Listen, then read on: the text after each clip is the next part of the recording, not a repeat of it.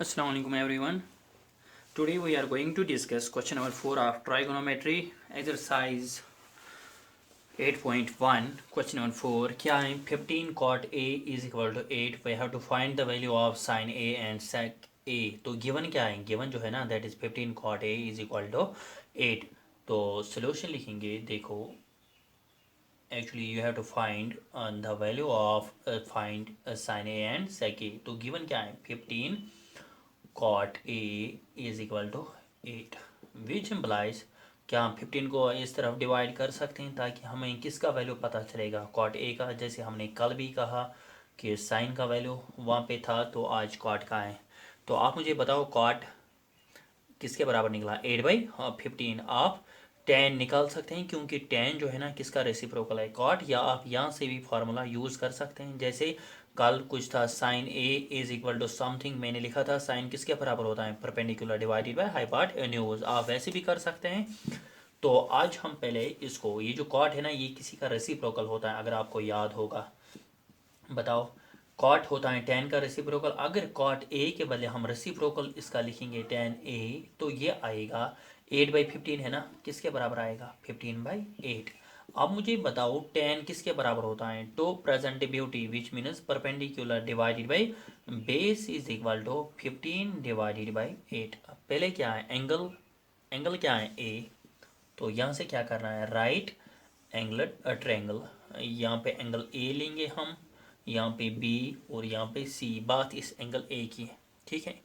तो आप मुझे बताओ यहाँ पे tan A का जो है ना परपेंडिकुलर डिवाइडेड बाय बेस। आप मुझे बताओ पहले परपेंडिकुलर क्या है इसका, angle A with respect to angle A। Perpendicular जो है दैट इज BC, लिखो BC डिवाइडेड बाय बेस जो है ना that is AB is equal to 15 divided by 8। अब मुझे बताओ BC का वैल्यू क्या निकला, न्यूमिनेटर है ना यहाँ से BC और यहाँ से न्यूमिनेटर जो है दैट इज 15। इसका मतलब BC किसके बराबर 15 के बराबर, और AP किसके बराबर 8 के बराबर। BC जो है ना दैट इज 15 और AB जो है ना वो क्या है 8।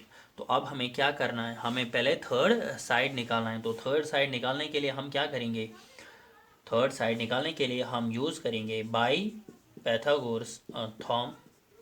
Hypotenuse square is equal to base square plus perpendicular square which implies hypotenuse क्या है AC ऑफ, ऐसे भी लिख सकते हैं बेस क्या है 8 which means 8 square plus perpendicular है 15 दैट इज 15 स्क्वायर। तो AC square is equal to 64 plus 15 square is 225 which implies AC square is equal to 64 plus 225 that is 5 plus 4 that is 9, 6 plus 2 that is 8 and this is 289 which implies AC is equal to under root of 289। Under root of 289 किसके बराबर होता है 17 के बराबर। तो हम लिखेंगे, तो हाइपोटेन्यूज क्या निकला 17। अब हमें जो भी वैल्यू निकालना होगा हम निकाल सकते हैं। तो सबसे पहले हमें निकालना है साइन A का वैल्यू। साइन A किसके बराबर होता है परपेंडिकुलर डिवाइडेड बाय हाइपोटेन्यूज। आप मुझे बताओ with respect to angle A perpendicular क्या है BC डिवाइडेड बाय हाइपोटेन्यूज क्या है AC is equal to BC किसके बराबर है 15 डिवाइडेड बाय AC किसके बराबर है 17। This completes your sine A। और अब जो है ना क्या निकालना है सेक A, किसका वैल्यू निकालना है सेक A का। या तो आपको पहले, अगर आप ऐसा चाहोगे पहले कॉस का वैल्यू निकालो क्योंकि सेक जो है ना किसका रेसिप्रोकल होता है कॉस का, फिर आप रेसिप्रोकल करके सेक का वैल्यू निकाल सकते हैं। या पहले आप यहाँ से भी लिख सकते हैं कि कॉस किसके बराबर होता है cos A which means cos A जो है ना कॉस करली ब्लैक हेयर, ब्लैक हेयर। तो कॉस होता है बेस डिवाइडेड बाय हाइपोटेन्यूज। तो सेक किसके बराबर होगा, फिर इसका जो रेसिप्रोकल आएगा that is hypotenuse divided by base. ऐसे भी आप लिख सकते हैं। या आप इसका वैल्यू निकालो कास का, बाद में इसको रेसिप्रोकल करो तो सेक A का वैल्यू आएगा। तो सेक A जो है ना दैट इज हाइपोटेन्यूज क्या है AC, बेस क्या है AB is equal to AC किसके बराबर 17 डिवाइडेड बाई AB किसके बराबर 8। This completes your question number 4। लिखो आप। तो क्वेश्चन नंबर 5 क्या है, sec theta is equal to 13/12। याद रखना यहाँ पे एंगल थीटा है, तो थीटा जैसे ए होता है ये वैसे ही यहाँ पे थीटा है। तो calculate all other trigonometric ratios, जो भी है ना ट्रिग्नोमेट्रिक रेशियोज, ऑल अदर मीनस अगर ए गिवन है तो बाकी कितने बचे 5 वो हमें फाइंड करने हैं। तो हम कैसे इनको कैलकुलेट करेंगे, पहले हम देखेंगे जैसे हमने क्वेश्चन नंबर 4 में किया, पहले हम ट्रायंगल बनाएंगे, उसमें से देखेंगे कि परपेंडिकुलर क्या है, हाइपोटेन्यूज क्या है, बाकी साइड्स क्या है। तो 13/12 यहाँ पे देखो सेक थीटा गिवन है, तो सेक थीटा किसके बराबर है 13/12। आप यहाँ पे रेसिप्रोकल भी कर सकते हैं या डायरेक्ट, अगर आपको याद है कि सेक थीटा किसके बराबर होता है, जैसे कॉस होता है बेस बाय हाइपोटेन्यूज, सेक क्या होगा हाइपोटेन्यूज डिवाइडेड बाय बेस। आप यहाँ पे भी डायरेक्ट लिख सकते हैं। अगर आपको याद नहीं रहेगा ये जो रेसिप्रोकल्स हैं, आप इनको पहले रेसिप्रोकल करो। तो सेक थीटा किसका रेसिप्रोकल होता है कॉस थीटा का। तो ये क्या आएगा, अगर यहाँ से रेसिप्रोकल हो गया तो यहाँ से रेसिप्रोकल भी हो जाएगा, दैट इज 12/13। तो कॉस थीटा जो है ना, कॉस किसके बराबर होता है black hair, which means base divided by hypotenuse किसके बराबर 12/13। तो पहले हमको ट्रायंगल बनानी है, तो देखेंगे बेस और हाइपोटेन्यूज क्या क्या है उसमें। यहाँ पे देखो आप, तो हम लेंगे ट्रायंगल ए बी सी, मगर बात किसकी है एंगल थीटा की। तो अगर ए होता तो डायरेक्ट यहाँ पे होता ए, तो अब एंगल थीटा है तो हम रखेंगे ये जो एंगल बनता है कितना बनेगा 30 डिग्री बनेगा, 40 डिग्री बनेगा, 15 जो भी बनेगा, हमने इसको कहा कि ये जो यहाँ पे एंगल है ना थीटा है। ठीक है, तो ये काम करेगा वैसे वैसे ही जैसे एंगल ए काम करता था। तो यहाँ पे मुझे आप बताओ बेस क्या है और हाइपोटेन्यूज क्या है। एंगल थीटा की बात है तो इसका जो अपोजिट होगा that is perpendicular. Angle theta किस पे है इस पे, तो बेस बनेगा और ये हाइपोटेन्यूज है। तो बेस क्या है इसकी थीटा, एंगल थीटा की बेस जो है that is A B. Hypotenuse क्या है A C is equal to 12/13 which implies A B जो है ना दैट इज 12 और ए सी जो है ना वो क्या है ए सी जो है दैट इज 13। न्यूमिनेटर न्यूमिनेटर के बराबर, डिनोमिनेटर डिनोमिनेटर के बराबर। अब ए बी जो है ना ये निकला 12 और ए सी क्या है ए सी जो है ना दैट इज 13। अब मुझे बताओ दो साइड्स हमें पता है तो क्या करना है, पहले सबसे पहले हमें थर्ड साइड निकालना है। तो हम कैसे करेंगे, by Pythagoras theorem by P G T in triangle, किस ट्रायंगल में ए बी सी में।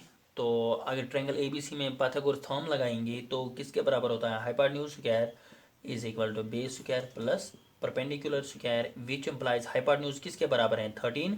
तो ये आएगा 13 square is equal to base किसके बराबर है 12 which means 12 square plus perpendicular जो है ना बी सी, तो ये हमें निकालना है। आप वैल्यू भी दे सकते हैं यहाँ पे या आप पी ऐसे ही रख सकते हैं आप।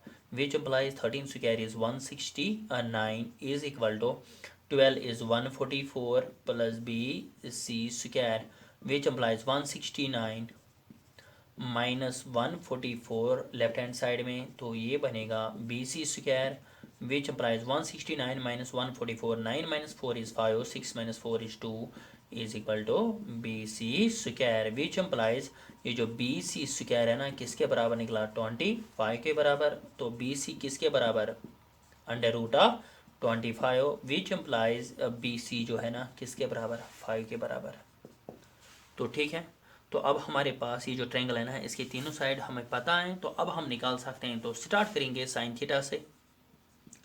साइन थीटा किसके बराबर है, साइन थीटा होता है परपेंडिकुलर डिवाइडेड बाय हाइपोटेन्यूज। अब मुझे बताओ परपेंडिकुलर क्या है थीटा है ना यहाँ पे एंगल, तो perpendicular opposite side that is B C divided by hypotenuse है ए सी। तो बी सी क्या है 5 और ए सी क्या है दैट इज 13, तो हो गया एक। इसके बराबर इसके बाद कॉस थीटा, कॉस थीटा किसके बराबर होता है बेस डिवाइडेड बाय हाइपोटेन्यूज। तो बेस बेस जो है ना that is 12 divided by hypotenuse जो है दैट इज 13। तो इसके बराबर क्या आएगा टेन थीटा, इसके बाद आएगा टेन थीटा। टेन थीटा जो है that is perpendicular divided by base, perpendicular जो है that is B C divided by hypotenuse base जो है that is A B. B C जो है ना वो है 5 और ए बी जो है ना वो है 12।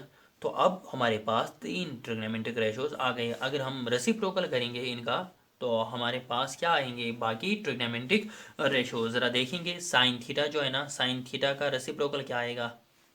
साइन थीटा का रेसिप्रोकल होता है कोसेक थीटा। क्या होता है, cosec theta. Cosec theta sine theta अगर 5/13 है तो कोसेक थीटा आएगा 13/5, ठीक है ना। तो कॉस थीटा जो है 12/13, इसका रेसिप्रोकल क्या आएगा सेक थीटा 13/12, वो तो गिवन था, ठीक है। तो टेन थीटा जो है ना वो हमें निकालना नहीं है। टेन थीटा जो है ना वो क्या है, इसका रेसिप्रोकल है कॉट थीटा। तो अगर टेन थीटा का वैल्यू है 5/12 तो इसका आएगा 12/5। This complete is your question number 5। Question number 6 जो है ना वो क्या है, if angle A and angle B are acute angles. हमारे पास दो एंगल्स हैं, एंगल ए और एंगल बी। वो कौन से एंगल्स हैं, एक्यूट एंगल्स। आपको पता है जब भी हम राइट एंगल ट्रायंगल बनाते हैं तो दो एक्यूट एंगल्स होते हैं उसमें। तो एक का नाम रखना है ए और दूसरे का नाम रखना है बी। सच दैट गिवन है कि कॉस ए जो है ना वो किसके बराबर है, कॉस बी के बराबर। फिर हमें दिखाना है कि एंगल ए किसके बराबर है, एंगल बी। पहले हम देखेंगे राइट एंगल ट्रायंगल एक। तो ए और बी जो है ना वो एक्यूट एंगल्स हैं। इसका मतलब एक एक्यूट एंगल यहाँ पे, दूसरा एक्यूट एंगल यहाँ पे। तो ए और B acute angle means less than 90 degree. यह है ना 90 डिग्री, तो acute angle means less than 90 degree. तो वो यहाँ पे दो एंगल्स हैं। तो एक का नाम रखो आप ए और दूसरे का नाम रखो आप बी, वो आपकी मर्जी है ए कहाँ पे और बी कहाँ पे। सपोज यहाँ पे ए यहाँ पे बी, तो ये जो थर्ड है ना वो क्या है, सी, ठीक है। तो हम क्या करेंगे, solution let triangle ABC be right angled at C। तो हमने क्या किया, ट्रायंगल ABC, ठीक है, तो राइट एंगलड एट C। तो इसके बाद हम क्या करेंगे, देखो गिवन क्या है, गिवन मुझे बताओ। गिवन है cos A is equal to cos B। नाम रखो आप फर्स्ट, ये जो गिवन है। तो अगर गिवन है cos A is equal to cos B, हम क्या करेंगे, पहले सबसे पहले हम इसमें देखेंगे कि cos A का वैल्यू निकालेंगे, cos B का वैल्यू निकालेंगे, वो इसमें पुट करेंगे। तो देखो cos A किसके बराबर है, तो cos जो है ना, cos का फार्मूला क्या होता है, बेस बाय हाइपोटेन्यूज। जरा मुझे बताओ इसमें with respect to angle A base और हाइपोटेन्यूज। तो बेस क्या है with respect to angle A, base है AC, हाइपोटेन्यूज है AB, ठीक है ना इतना। और इसके बाद क्या है, तो हो गया cos A। वो तो हमें पता नहीं है, हमें न्यूमेरिकल पता नहीं है कि कौन साइड की लेंथ कितना है। तो ये जो है ना, इसके बाद हम करेंगे cos B। तो cos B किसके बराबर होता है, ये भी है ना cos C। cos होता है बेस बाय हाइपोटेन्यूज, मगर इस वक्त है B, angle B means with respect to angle B हमें देखना है कि बेस और हाइपोटेन्यूज। तो with respect to angle B base यहाँ से है तो BC, और हाइपोटेन्यूज जो है ना वो क्या है AB। तो हम क्या करेंगे, अब हमें cos A भी पता है cos B भी पता है, तो हम इसमें पुट कर सकते हैं from equation first. From equation first ज़रा बताओ cos A किसके बराबर है, cos B के बराबर। विच इम्प्लाइज cos A के बदले हमें लिखना है AC divided by AB is equal to, और cos B के बदले हमें जो लिखना है that is BC divided by AB। तो डिनोमिनेटर दोनों साइड से सेम है ना, AB कैंसिल करो आप। तो इसका मतलब क्या है कि AC किसके बराबर है, BC। इससे हमें ये पता चलता है कि ये जो AC साइड है ना ये किसके बराबर है, BC साइड। आपने 9th में पढ़ा है angles opposite to equal sides और इक्वल। तो इसका मतलब है कि अगर दो ट्रायंगल के दो साइड्स इक्वल हैं आपस में, तो उनके जो अपोजिट एंगल्स है ना वो भी बराबर होंगे, वो भी इक्वल होंगे। That is angles opposite to sides और angles opposite to equal sides. ये जो एंगल है ना अपोजिट टू इक्वल, जो अपोजिट होते हैं किनको, इक्वल साइड्स को, वो क्या होते हैं, इक्वल। जरा यहाँ पे देखो AC किसके बराबर है, BC, विच मीन्स ये दोनों साइड आपस में बराबर है।